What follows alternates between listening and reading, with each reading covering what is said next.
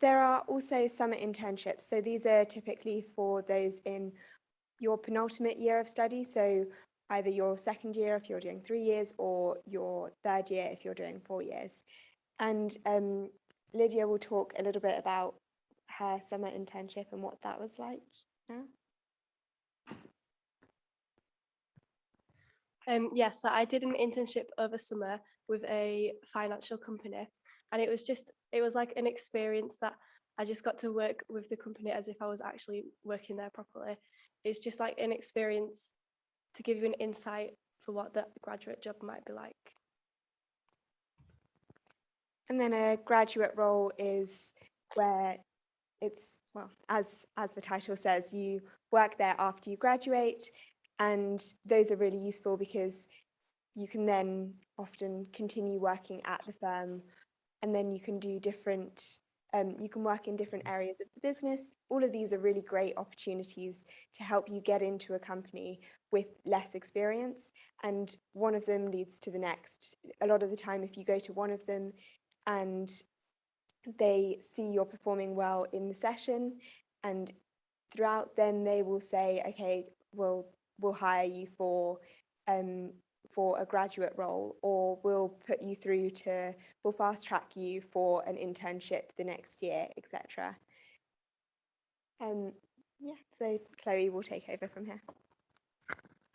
So onto what's actually a cover letter, like what's the purpose of it? You've obviously, well, I hope you've all got CVs. If not, don't worry, you can watch our recording from the CV workshop last week, or the university's got some really great CV developers.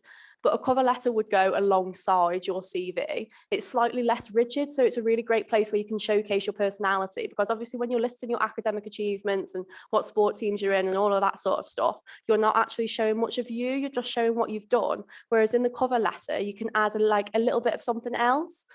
You can also tailor it more to each role, because it would be such a pain going through your CV and changing every single little bit to try and fit the role that you're applying for. But with a cover letter, you can sort of give like a summary of yourself and your personality, talk about like why certain things mentioned in your CV would then be a better fit to the role. Like, this isn't the place where you're going to list out your achievement and things. It's more just you're going to talk about them. Obviously, don't go over the top talking about them, but it's a place to use a little bit more wording. So what should be in a cover letter? It will be a quick introduction, the name of the role you're applying for, your name, that sort of thing, why you're a good fit, and sort of link to your CV. So things that you're saying in your CV, then apply that a little bit more here and say, this particular thing I did would be really good for this skill in the office, or really good for this particular skill. Like, tailor your experience and your qualifications to it a little bit more. And we're not saying to not tailor your CV to each role. It's quite difficult to do so for every single role, to tailor your CV, because you can only say that you've got an A-level in maths so many times without linking it to all the relevant things. But this is where you can delve a little bit deeper and sort of say like what that A-level gave you, or what that module gave you. Why you picked the role, what interests you about the job, what interests you about the company. So do a little bit of company research. I know they always say to do it before the interview process, but if you can do it and show it in your CV, they could maybe then say, oh, we really like the fact that you've taken the time to like look into our company. And then in your interview, they can ask you what your opinion is of that. So for my summer internship this year, in my cover letter, I mentioned a couple of things that I'd read on the company blog, and then they asked me my opinions of that. So by showing that you've done a little bit of research, it opens up the scope of your interview if you get through to that stage. And then do a little conclusion, obviously, just sort of reinforce your interest, thank them for leaving. Your contact details, I'd put them on your CV, obviously, and then either at the bottom or the top of your cover letter. So no matter which attachment or which piece of paper they look at first, they're always going to have your contact details.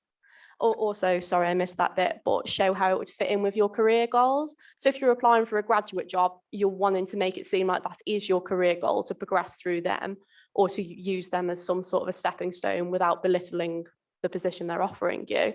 But for example, with an internship, say you're really interested in that industry, yada, yada, yada. So this is really going to help you.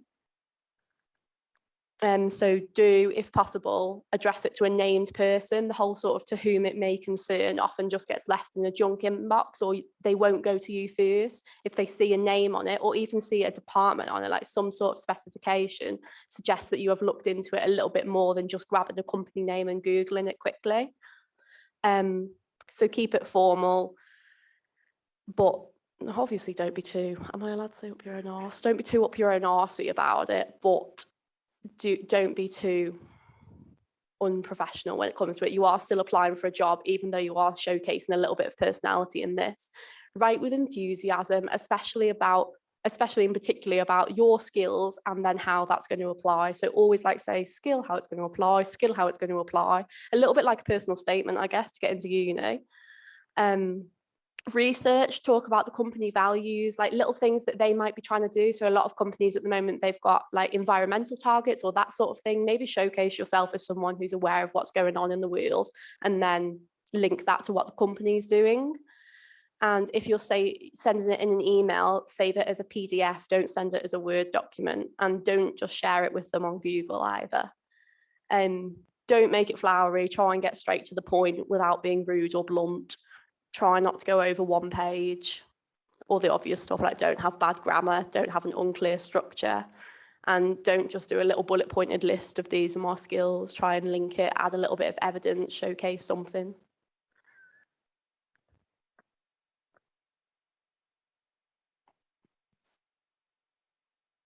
So for the structure of the cover letter, you're going to need an introduction paragraph.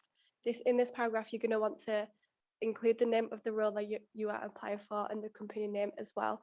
This is very important to personalize this bit, because if you've not personalized it, they're going to know that you've not really read the job description and you're not that important.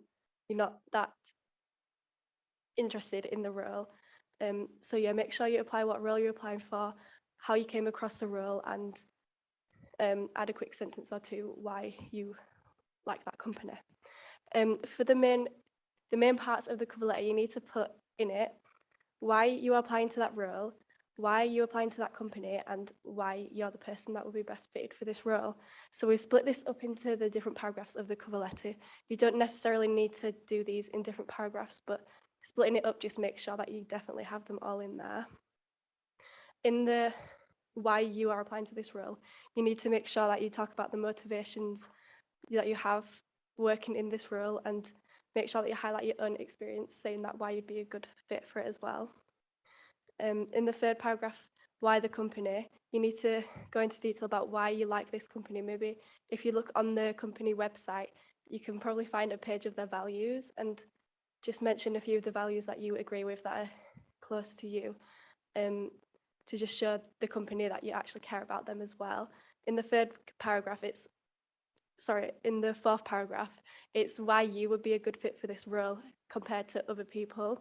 So you need to make sure that you highlight the skills that would be good for the job, the specific skills that they might have listed in their website, and how you'd be able to apply this to the role. Make sure that you provide evidence of these skills as well, otherwise they might not know if you truly do have these skills or if you're just listing them off. And then in the final paragraph, just a quick thank you for reading and reiterate your motivation for this role. Here's a template that you could use for a cover letter. So at the beginning it says "Dear hiring manager," but obviously try and personalize that if you can. You need the addresses on either side, like an actual letter. And then we've got the introduction paragraph, the paragraph with your motivations, the paragraph with why the company, and then the paragraph with why you specifically are a good fit. And then again, just closing it off at the end.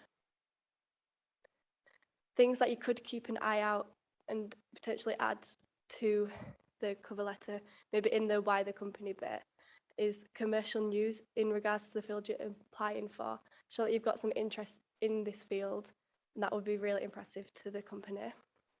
Look at press releases from the company as well to show that you are interested in that company, and annual reports and projects that the company might be working on. Yeah. So what we're going to do now is, if everyone can get out their cover letters or anything that they have with them, then we can go through and we can help people with their cover letters. If anyone but before we do that, does anyone have any questions? Yeah.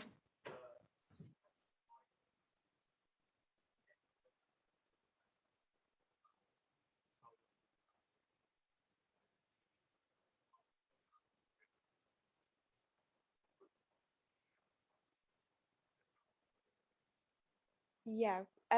So I guess you can talk about the skills that you will achieve during your part-time job.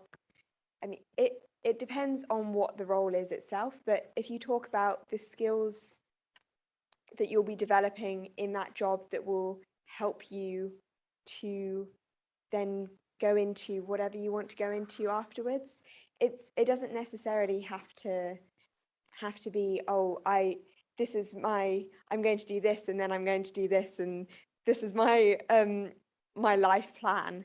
But it's just to give them some especially for big companies that you're applying to, they want to know that you have some goals. They want to know that you are motivated and that you're driven to a particular goal. Even if you change that, they want to be able to see that you're going to progress through their company. You're going to be valuable to them, and the time that they're putting into you will be worthwhile.